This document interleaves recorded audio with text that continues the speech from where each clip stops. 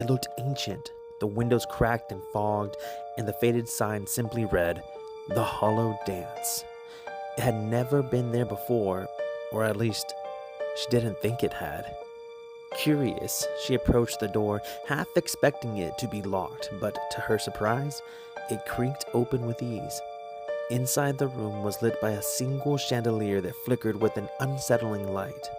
The wooden floor gleamed under the dim glow, and an old phonograph in the corner played a haunting melody that seemed oddly familiar, though she couldn't place where she'd heard it before.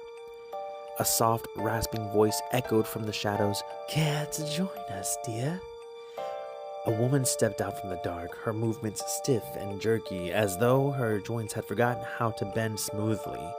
Her face was pale, her eyes hollow, but her smile was the most unsettling part. It stretched impossibly wide, revealing rows of sharp, crooked teeth. Sarah froze.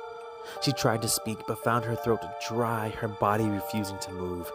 The woman stepped closer, her shoes tapping against the floor in an eerie rhythm. "The dance, it calls to you," the woman whispered, her breath cold against Sarah's skin. "You can feel it, can't you? The beat, it pulls you." Before Sarah could react, the music grew louder, the melody wrapping around her like 1,000 invisible hands tugging at her limbs. The woman's fingers brushed her arm, and suddenly Sarah's feet lifted off the ground. The floor beneath her seemed to stretch and twist as if the room was alive. Then the shadows began to move, figures emerging from the corners of the studio. Each was grotesque, their bodies contorted in unnatural ways, their movements jerky but hypnotic. Sarah wanted to scream, to run, but her arms were no longer hers to control. She was dancing now, her body spinning and twirling in rhythm with the others, her feet moving in perfect time with the terrible wailing tune. The more she danced, the more shadows enveloped her, pulling her into their twisted choreography. She could feel her bones cracking, her muscles stretching in ways that shouldn't, but she couldn't stop.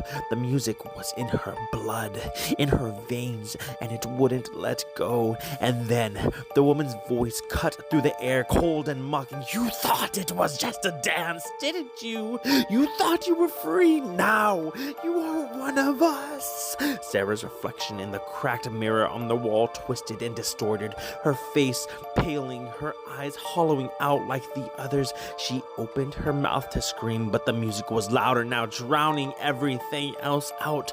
The last thing Sarah heard was the soft tap, tap, tap of